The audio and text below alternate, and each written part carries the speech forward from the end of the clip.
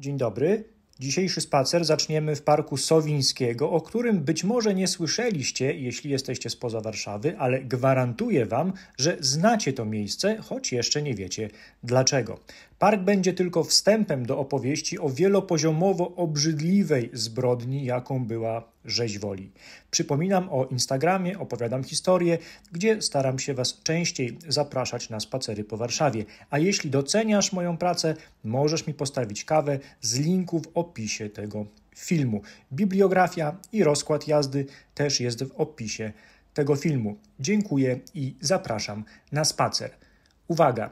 Film stanowi próbę opisu zbrodni na Polakach, nie jest więc przeznaczony dla dzieci, młodzieży i osób wrażliwych.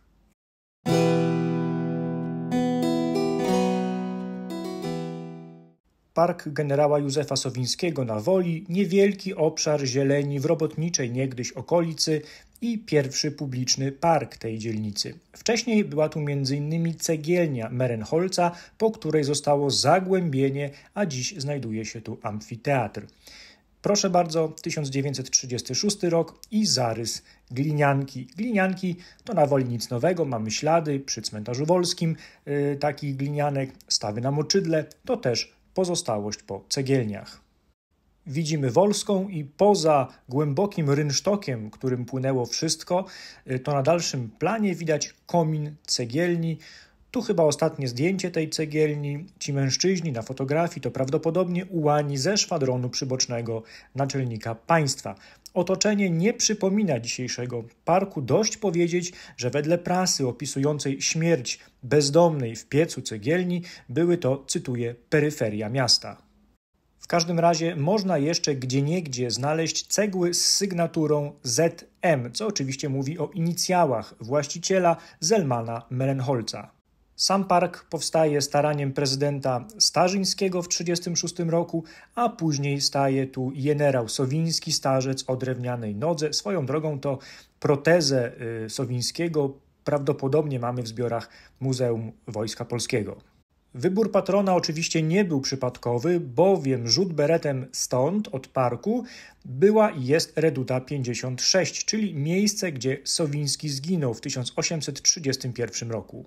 Jednak między parkiem a redutą jest cmentarz prawosławny i nie jest to przypadek, bowiem lokalizacja cmentarza została wybrana tak, aby zatrzeć ślady reduty i czynu Sowińskiego. I dlatego też kościół świętego Wawrzyńca zamieniono na cerkiew Włodzimierskiej Ikony Matki Bożej, a pochówki wokół stanowiły początek cmentarza prawosławnego. Chowano tu carskich urzędników i żołnierzy aż do I wojny, kiedy przywrócono tu kościół katolicki. Dlatego też przenoszono groby na teren dzisiejszego cmentarza prawosławnego i stąd mamy na tymże cmentarzu do dziś pewien nieporządek, czyli groby stare sąsiadują z grobami nowymi. W każdym razie przenosiny dotyczyły m.in. grobu Starynkiewicza. Miejsce niezwykłe i ciekawe na spacer, na przykład dlatego, że są tu charakterystyczne groby starowierców czy staroobrzędowców w kształcie trumien. Są one przeniesione ze zlikwidowanego cmentarza tej grupy wyznaniowej na Kamionku. Cmentarz prawosławny jeszcze nam w tej historii wróci. Z czasów przedwojennych w Parku Sowińskiego jest jeszcze pijka. To pozostałość po 50-leciu wodociągów i co ciekawe, z tej okazji w Warszawie stawiano pijki raczej niskie i proste, takie jak te w Ogrodzie Saskim czy w Ogrodzie Krasińskich. Na Woli mamy zaś formę nieco większą, a jeśli już się rozglądamy, to zobaczcie zdjęcie, które znalazł administrator profilu Jestem z Woli. Bardzo polecam znaleźć tego człowieka na Facebooku. Mamy tu 1938 rok, próba składania wieńca pod pomnikiem Sowińskiego, ale bardziej ciekawi nas dalszy plan. Patrzymy w stronę ulicy Wolskiej i widać, że dominowała tu niska zabudowa, żeby nie powiedzieć wiejska. Jest tylko jedna kamienica po lewej stronie, to tak zwany dom Hankiewicza. A to już złowrogi 1939 rok i w parku widzimy wykopane okopy. Tak dochodzimy do miejsca, na które mało kto zwraca uwagę, bo takich tablic jest w Warszawie wiele. Mowa o tablicach Tchorka, bo ich autorem był Karol Tchorek. Dziś te tablice same w sobie są zabytkami i zostało nam ich 165, pierwotnie było ponad 450 Jest ich tak dużo, że nie zwracamy na nie uwagi, a szkoda. Mamy ich bowiem aż 3 rodzaje. Najpopularniejsza wersja ma napis „Miejsce uświęcone krwią Polaków poległych za wolność ojczyzny” i to zasadniczo odnosi się do miejsc śmierci osób cywilnych. Drugi rodzaj ma napis „Miejsce walki Polaków o wolność ojczyzny”. Trzeci rodzaj ma napis „Cześć ich pamięci”. To z kolei upamiętnienie ofiar pochodzenia żydowskiego, dlatego też nie ma tu motywu krzyża. Te tablice to też teren sporu o słowa. Kilka lat temu pewne środowisko prawicowe zaklejało wyraz hitlerowcy, zamieniając to słowo na Niemcy. I jest oczywistym faktem, że trwa relatywizowanie historii, na przykład wpis kanclerza Niemiec na 8 maja zeszłego roku, który mówi de facto, że Niemcy chyba zostali podbici przez UFO z planety Nazi, a potem wyzwoleni. Zresztą podobne fikołki obserwujemy obecnie w sprawie naszego wschodniego sąsiada. Ostatecznie okazuje się, że tylko obozy śmierci były polskie. Niemniej to samo prawicowe środowisko zmieniające nazwy zapomina, że polskich patriotów mordowali Polacy w katowniach UB i nazywa ich nie Polakami, ale stalinowcami czy ubekami. A taki na przykład Piotr Śmietański, który zabił rotmistrza Pileckiego w więzieniu na Mokotowie, to przecież Polak urodzony na Mazowszu. I wiem, co niektórzy mają teraz z tyłu głowy, że przecież w komunistycznej bezpiece to katami byli Żydzi, bo przecież Józef Różański, Salomon Morel, Julia Brystygierowa, Józef Czaplicki, Stefan Michnik, ale jeśli wierzyć profesorowi Paczkowskiemu czy Szwagrzykowi, to było ich od 30 do 37% w zależności od okresu, co biorąc pod uwagę, że po wojnie Żydzi stanowili w Polsce około 1% społeczeństwa, stanowi oczywistą nadreprezentację, ale nie o tym dziś. Wracając do parku, mamy informację, że Niemcy rozstrzelali tu 1500 osób i spalili zwłoki 6000 osób. To daje do myślenia. Kiedy popatrzymy na rozkład tych tablic w Warszawie, to zauważamy, że ich szczególne nagromadzenie występuje między Wolską, czy Panią Wolską, jakby chcieli starzy mieszkańcy Woli, a Górczewską. Otóż to nie przypadek. To świadectwo zbrodni z 1944 roku, jaką była rzeź Woli. Ale od początku. 1 sierpnia 1944 roku wybucha powstanie. Himmler przekazuje rozkaz Hitlera, cytuję, każdego mieszkańca należy zabić, nie wolno brać żadnych jeńców, Warszawa ma być zrównana z ziemią i w ten sposób ma być stworzony zastraszający przykład dla całej Europy. Rozkaz jest idiotyczny, bo wojna jest de facto przegrana. Ze wschodu idzie czerwona zaraza, by wyzwalać te tereny od czarnej śmierci. W każdym razie w takiej sytuacji wiązanie sił niemieckich na zachodzie celem niszczenia miasta i mordowania cywilów jest bezsensowne. Niestety dla Woli Niemcy wchodzą właśnie od zachodu, od granic miasta. W ciągu 2 dni zamordowanych zostaje około 50 000 osób, głównie cywili, ludzi prostych i robotników. Żeby sobie wyobrazić skalę, to prawie tyle osób, ile mieści Stadion Narodowy w Warszawie. 5 sierpnia przypada Czarna Sobota, apogeum ludobójstwa. Szacuje się, że tylko w tym dniu ginie około 20 000 osób, w tym ludzie wspomniani na tablicy w Parku Sowińskiego. Rzućmy okiem na plan. Róg Wolskiej i Elekcyjnej jest charakterystyczny krzyż, więc idziemy wzdłuż ogrodzenia. Na tym chodniku i na chodniku od Elekcyjnej ustawiano ludzi. Po drugiej stronie ulicy karabiny maszynowe, to te znaczniki z symbolem przypominającym procent. Zabitych palono zaraz za płotem, to te czerwone prostokąty na planie. Jak mówiłem, szacuje się, że rozstrzelano tu około 1500 osób, a spalono 6000 osób przynoszonych tu z innych miejsc ulicy Wolskiej. Niemcy nikogo nie oszczędzali. Ginęli mężczyźni, kobiety, dzieci, lekarze, chorzy, duchowni. Świadkowa tamtych wydarzeń zanotowała, cytuję: z karabinu maszynowego Niemcy otworzyli ogień do naszej stłoczonej grupy. Po pierwszej salwie ze stłoczonego tłumu zaczęli podnosić się ranni, a wówczas Niemcy rzucali w tłum granaty ręczne. Widziałam, jak z kobiety ciężarnej, rannej w brzuch, wypłynęło dziecko i jak Niemiec podszedł, wziął żyjące dziecko, położył na jakimś żelazie i kłuł drutami. Ja znalazłam się pod ścianą ubikacji razem z mymi dziećmi. Synek mój został ciężko ranny po pierwszej salwie w tył głowy. Ja zostałam raniona granatem w obie nogi i brzuch. Od granatu została raniona w nogi, czaszkę, brzuch i piersi moja córka. Gdy wszyscy z grupy padli, Niemcy stojąc poza naszą grupą strzelali do rannych, którzy się podnosili lub poruszali. Aż do zmroku podchodzili do leżących Niemcy, celując do poruszających się równocześnie z żartami i śmiechami, zwłaszcza gdy ranny został trafiony. Jeśli chcecie wysłuchać głosu świadków, to polecam w tej materii książkę Piotra Gursztyna „Rzeź woli”. Ostrzegam jednak, że czyta się to jak scenariusz sadystycznego horroru. Ja chcę was zabrać tylko w 3 miejsca na Woli. Stacja pierwsza to historia Wandy Lurie. 5 sierpnia zostałam wyprowadzona ze wszystkimi mieszkańcami domu i wraz ze swoimi 3 dzieci na miejsce egzekucji. Niemcy ustawili nas 4 i rozstrzelywali każdego w tył głowy z rewolwerów. Byłam w ostatnich dniach ciąży. Pomimo błagania, że mam małe dzieci, nie było nad nami litości. Przeleżałam 3 dni w kałuży krwi pomiędzy trupami. 3.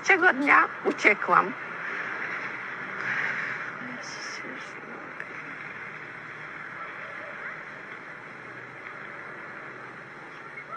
No nie mogę mówić.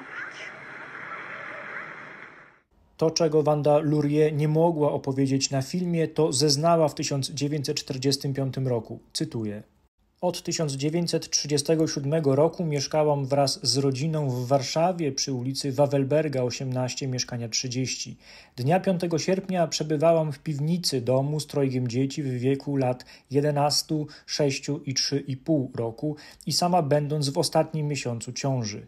Tegoż dnia o godzinie 11:12 wkroczyli na podwórko żandarmi niemieccy oraz Ukraińcy, wzywając ludność do natychmiastowego opuszczenia domu. Kiedy mieszkańcy piwnic od strony podwórza wyszli, żandarmi wrzucili do piwnic granaty zapalające. Zapanował popłoch i pośpiech.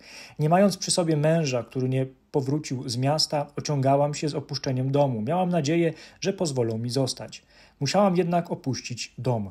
Wraz z dziećmi i rodziną Gulów wyszłam na ulicę Działdowską. Domy na ulicy już płonęły. Usiłowałam przejść początkowo w stronę Górczewskiej, ale na ulicy Działdowskiej stało dużo Ukraińców i żandarmów, którzy nie pozwolili mi przejść w tym kierunku, a kazali mi udać się na ulicę Wolską. Droga była ciężka. Na ulicach leżało pełno kabli, drutów, resztek barykad, gumy, trupy. Domy paliły się po obu stronach ulicy. Na ulicy Wolskiej i na ulicy Skierniewickiej wszystkie domy były już spalone. Na rogu Działdowskiej i Wolskiej widziałam pojedyncze trupy młodych mężczyzn w cywilnym ubraniu.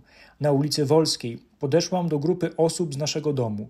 Ogółem było nas pod fabryką ponad 500 osób. Z rozmów współtowarzyszy zorientowałam się, że w fabryce zgromadzono mieszkańców domów z ulicy Działdowskiej, Płockiej, Sokołowskiej, Staszica, Wolskiej i z ulicy Wawelberga.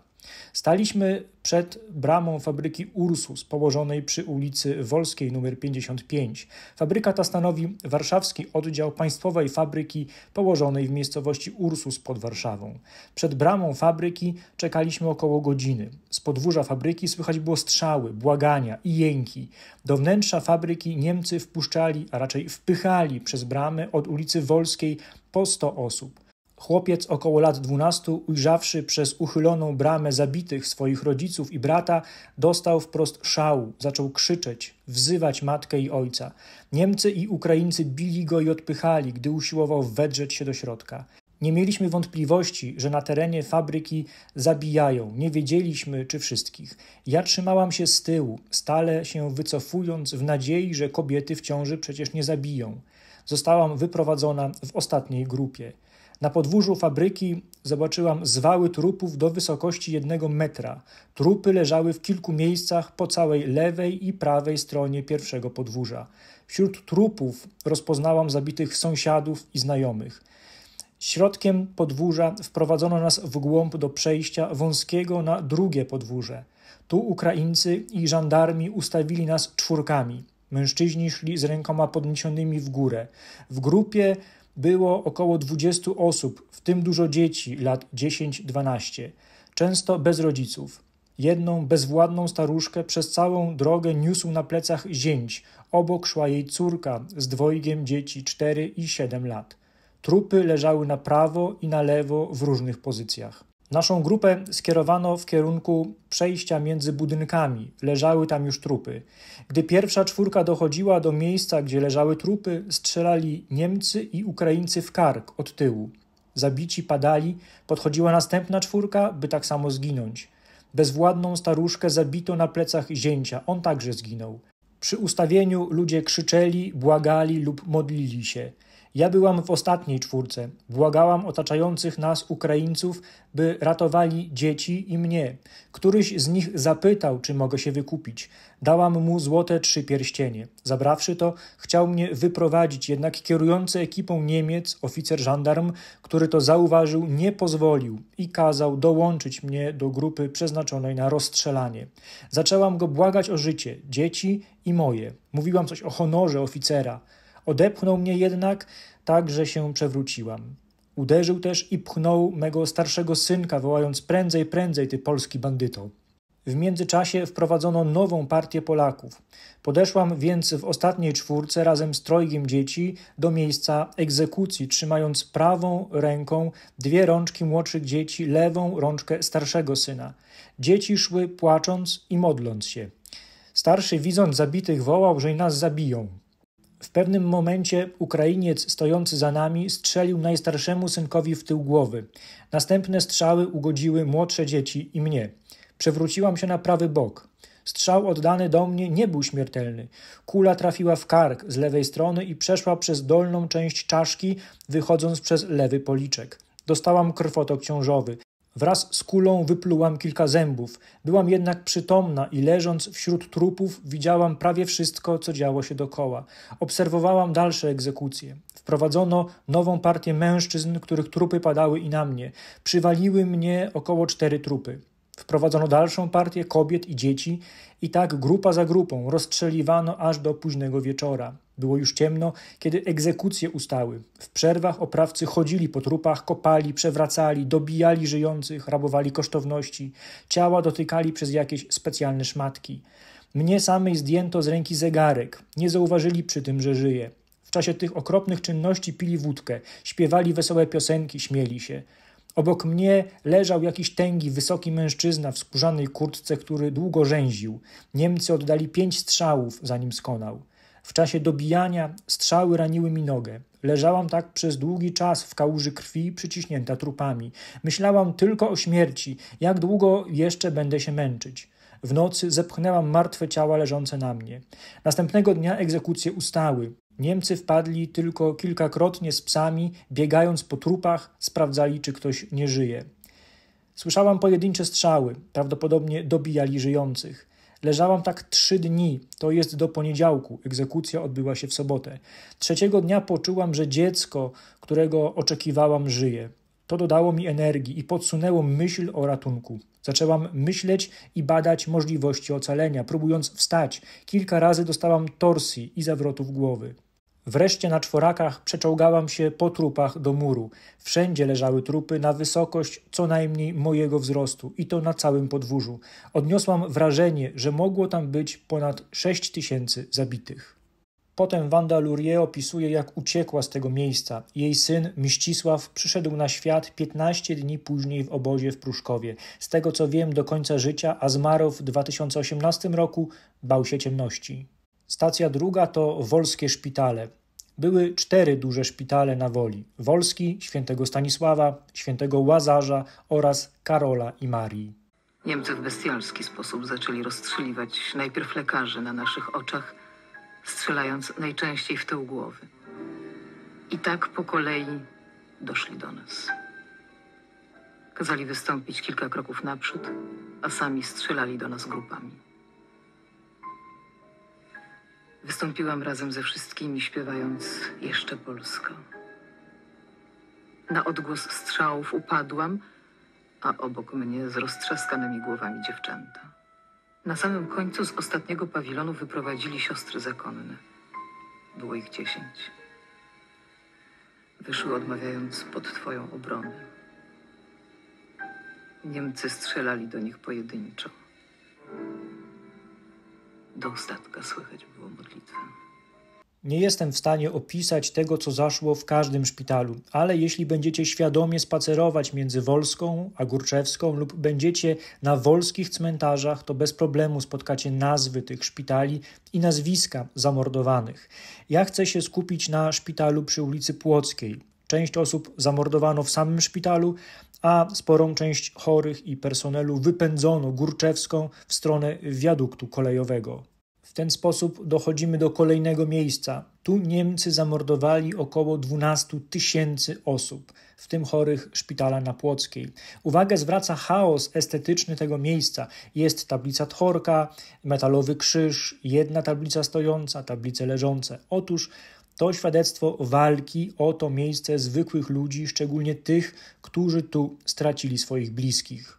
Teren miał być bowiem zagospodarowany aż do ulicy Górczewskiej. Kiedy pojawił się dealer samochodów, rozpoczęły się protesty. Ostatecznie powstał tu parking, co nie uspokoiło ludzi, ponieważ przygotowując teren pod parking znajdowano pod ziemią ślady spalenizny. Trzeba nadmienić, że zwłoki zabitych układano w takie stosy na drewnie, najczęściej drzwiach czy oknach z okolicznych domów. Kolejna warstwa drewna, zwłoki, całość oblewano benzyną i podpalano. Dlatego pojawił się tu krzyż, z początku drewniany, potem stojące tablice. Ostatecznie, żeby oddzielić to miejsce od parkingu, postawiono to przepierzenie i upamiętniono zamordowanych, których znamy z imienia i nazwiska. To oczywiście nie zamyka sprawy, ponieważ po drugiej stronie ulicy, gdzie były zabudowania, też dokonywano egzekucji, co dziś upamiętnia postawiony przez dbających o pamięć krzyż. Niemcy zamykali ludzi w halach i potem wywoływali ich niby do pracy, a tak naprawdę na śmierć. Jeden z cudownie ocalałych zeznał tak: w mojej 12 razem ze mną była kobieta. Na ręku trzymała dziecko małe, które mogło mieć rok. Z tym dzieckiem została rozstrzelana. Prosiła gestapowca, aby najpierw zabił dziecko, a potem ją. Uśmiechnął się tylko i nic nie odrzekł.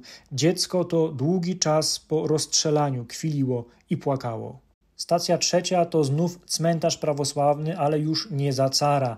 Kolejne miejsce egzekucji, ale za bramą znajdziemy specyficzne upamiętnienie. Otóż w pobliżu na ulicy Wolskiej 149 był sierociniec przy parafii prawosławnej. Były w nim też dzieci żydowskie. Zginęło tu 140 osób. My przepuściliśmy te dzieci, a na dole czekała SS i wszystkie je rozstrzelała. Gdy zaczęli strzelać, usłyszałem komendę Dirlewangera. Używajcie kolb, oszczędzajcie amunicję. Zatłuczcie je kolbami, bez amunicji. Całą szkołę. Krew spływała po schodach. Ta ostatnia relacja Matthiasa Schenka, pacyfikatora powstania i jednocześnie człowieka uratowanego przez Polaków, często jest wiązana z zamordowaniem dzieci z sierocińca prawosławnego, ale to błąd, gdyż nie zgadzają się daty. Niemniej wspomina on o Dirlewangerze i jego ludziach, choć z ludźmi łączyła ich pewnie tylko biologia. W ten sposób przechodzimy do drugiego poziomu obrzydliwości tej zbrodni, a mianowicie do sprawców. W zasadzie żaden nie poniósł odpowiedzialności. Dirlewanger zmarł w zagadkowych okolicznościach w 1945 roku, a przypomnę, że jego ludzie dokonywali zbrodni tak okropnych, że wywoływały odrazę nawet wśród nazistów. Schenk mówił, cytuję: naszą maskotką był kaleki chłopiec, też ze 12 lat. Stracił nogę, ale potrafił bardzo szybko skakać na drugiej. Któregoś dnia zawołali go SS-mani. Skoczył do nich chętnie. Śmiali się. Kazali mu skakać w stronę drzew. Widziałem z daleka, jak wsuwają mu 2 granaty do torby. Nie zauważył. Skakał, a oni się śmiali. Schneller, schneller. Wyleciał w powietrze. Von den Bach Zelewski, czyli człowiek odpowiedzialny za tłumienie powstania, zmarł w 1972 roku. Nigdy nie odpowiedział za swoje zbrodnie. Aresztowali go po wojnie Amerykanie. Poszedł na układ. Miał oskarżać wszystkich w zamian za bezkarność, więc temat woli się nie pojawił. W 1961 roku mówił, cytuję: byłem do końca człowiekiem Hitlera i również dziś jestem przekonany o jego niewinności. w końcu Heinz Reinefart, tu na zdjęciu z 3. Pułkiem Kozaków, bo kiedy mówimy o Niemcach dokonujących zbrodni wojennych w Warszawie, mówimy też o niemieckich kolaborantach. W każdym razie Reinefart to najbardziej obrzydliwa postać dzisiejszej historii. 5 sierpnia 1944 roku w telefonicznej rozmowie z generałem Formanem mówi, cytuję: co mam robić z cywilami? Mam mniej amunicji niż jeńców. Koniec cytatu. I samo to by wystarczyło, aby po wojnie go powiesić, ale dostał się do amerykańskiej niewoli, gdzie sfabrykował swoją historię, robiąc z siebie niemal bohatera. Amerykanie mu uwierzyli i mieli do nazistów stosunek, delikatnie mówiąc, ambiwalentny. Amerykańskiemu kontrwywiadowi w obliczu zimnej wojny byli potrzebni ludzie znający wschód, więc Reinefart był chronionym informatorem. Zresztą to tylko jeden z wielu.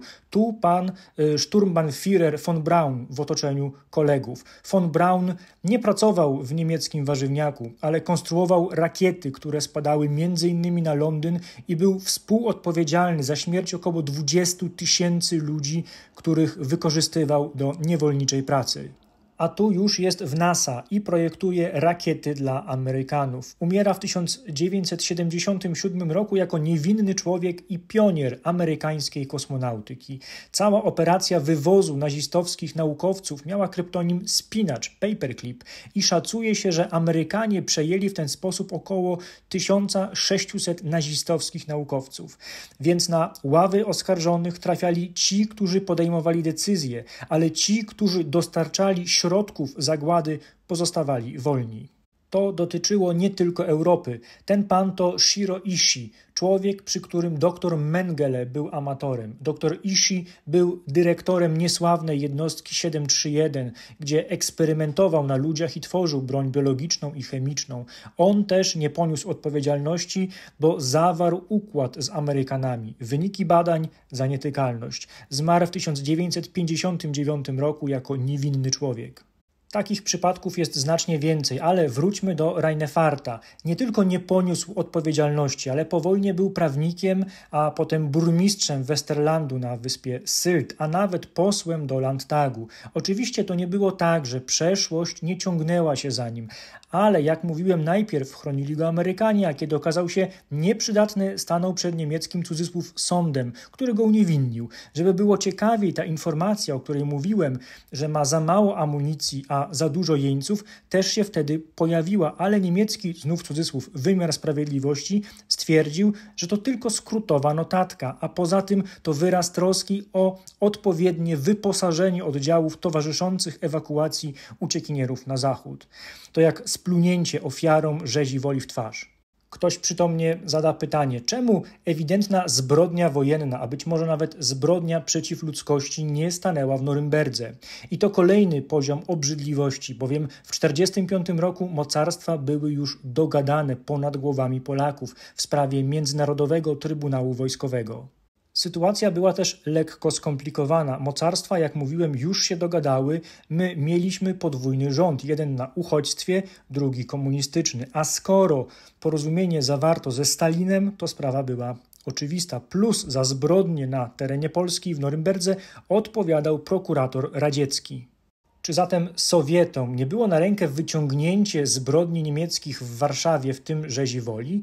Otóż nie. Po pierwsze, Niemcy znali polskie podziemie, a Sowieci potrzebowali tej wiedzy, bo w kolejnym kroku mieli likwidować polskich patriotów z podziemia. Dla przypomnienia, na Pradze od 1944 roku mieściła się już kwatera NKWD, potem UB. Do dziś ta historia jest wydrapana w cegłach piwnicy budynku na Strzeleckiej. Po drugie, wyciągając temat powstania warszawskiego, Sowieci musieliby odpowiedzieć, czemu stali mniej lub bardziej biernie na Pradze, a takich pytań nie chcieli słyszeć. Oczywiście pojawił się pomysł, żeby w Polsce rozliczać zbrodnie wojenne i powołano Najwyższy Trybunał Narodowy jako swego rodzaju odpowiednik Norymbergi, który skazał na śmierć m.in. Rudolfa Hessa. Tu zwracam uwagę na taki szczegół. Trybunał był powołany przez komunistów, ale przed sędziami, jak przed wojną, był jeszcze krucyfiks. Niemniej w obliczu zimnej wojny, mniej więcej od 1947 roku, Brytyjczycy i Amerykanie niechętnie godzili się na ekstradycję zbrodniarzy niemieckich, ponieważ ci byli doświadczeni w walce z Sowietami. I tak rzeź Woli stała się ofiarą wielkiej polityki. Była oczywiście co jakiś czas wyciągana przez komunistów w celach propagandowych, ale nie prowadziło to do żadnych praktycznych rezultatów, do żadnego praktycznego wyłapywania czy skazywania sprawców. Tak przechodzimy płynnie do pomnika symbolu. To pomnik bohaterów getta, zwany pomnikiem Rapoporta Suzina. To tata Jana Suzina, swoją drogą. W każdym razie jest tu Anielewicz, inne postacie przedstawione z wyraźną dumą, z zaciętością i tu politycy wygłaszają przemowy, tu odbywają się uroczystości. Ale mało kto zagląda na drugą stronę pomnika. Tu są przygnębieni starcy, kobiety i dzieci prowadzeni na śmierć. Ta dwoistość pomnika przypomina mi też powstanie warszawskie. Z jednej strony dzisiejsi politycy i ich bojowe miny i bojowe miny powstańców ze starych zdjęć. Z drugiej strony śmierć zwykłych mieszkańców miasta, rzeź Woli i Ochoty, ludzie zasypani żywcem w piwnicach, spaleni na popiół i do dziś nie mający mogił. Oczywiście pytanie o sens powstania przerasta ramy tego filmu, ale jak śpiewał Kaczmarski, tylko ofiary się nie mylą. W powstaniu zginęło około 2000 Niemców, 16-18 tysięcy powstańców i 150 tysięcy cywili. Mocarstwa się dogadały w Teheranie już w 1943 roku. Mieliśmy obok PKWN. Wiedział to Jan Karski, który mówił, cytuję, trzeba się zastanowić, jak tę wojnę przegrać, jak oszczędzić krajowi strat i ofiar, koniec cytatu. Dzielnica Północna była pustynią. Wiedzieliśmy, do czego są zdolni Niemcy wobec ludności cywilnej. I co zrobiły nasze orły? Powstanie, gdzie broń miał co 10. powstaniec. A żeby było ciekawiej, żaden z decydentów nie zginął na ulicy miasta. Bór Komorowski zmarł w 1966 roku w Anglii podczas polowania. Tylko ofiary się nie mylą. Ale rzeź Woli i pomnik Rapoporta Suzina stają mi przed oczami, kiedy słyszę chłopców w krótkich spodenkach, którzy dziś nawołują do wgniatania tego czy innego dyktatora w ziemię, czy generałów mówiących o ataku wyprzedzającym. Historia zna złotoustych polityków, którzy w maju mówili o honorze, a 17 września byli już w Rumunii. Co więcej, zna naczelnego wodza, który opuścił swoich walczących żołnierzy i uciekł. W końcu tysiące cywilnych ofiar, które nie doczekały się elementarnej sprawiedliwości, bo wielkie mocarstwa dogadały się ponad naszymi głowami. Brzmi niepokojąco znajomo? Rzecz przedostatnia to współczesność, czyli projekt zmian podstawy programowej historii, gdzie wykreślono ludobójstwo na Woli. Rozumiem, że młodzieży z innych miast może nie interesować to, co działo się na Woli w 1944 roku, ale jeśli rzeź Woli to prawdopodobnie największe, jednostkowe, skumulowane w czasie ludobójstwo dokonane przez Niemców w czasie II wojny, to powinno zmieniać perspektywy. 50 tysięcy ofiar w 2 dni. Większość tablic na Wolskiej czy Górczewskiej ma tylko 2 daty, 5 lub 6 sierpnia 1944. A jednak jakiś ministerialny cenzor zaproponował, żeby tego się pozbyć w nauczaniu historii. Jak mówiłem, znacie Park Sowińskiego, nawet jeśli tu nigdy nie byliście i nie będziecie. Jak to możliwe? Zapewne znacie to ikoniczne zdjęcie, kiedy niemiecki pocisk uderza w gmach Prudencjalu. To pocisk z tego potwora, z moździerza zwanego Ziu, jeśli tak to się czyta. Zwróćcie uwagę, jak wielkie miotał pociski, porównując to z dorosłym mężczyzną. W każdym razie, jeśli przyjrzymy się temu zdjęciu, to dostrzeżemy znajomy pomnik. Pocisk, który uderzył w Prudencjal, uwieczniony na znanym zdjęciu, został wystrzelony z Parku Sowińskiego, dokładnie z miejsca, gdzie dziś mniej więcej jest boisko. Na dokładkę trzeba powiedzieć, że firma, która zbudowała tę bestię na potrzeby nazistów, istnieje do dziś w Düsseldorfie i produkuje nadal sprzęt dla armii niemieckiej. Mają nawet takie ciekawe motto na swojej stronie internetowej. Tyle na dziś. Nie dajmy się wciągnąć w wojny kończące się kolejnym pięknym samobójstwem. Do następnej historii.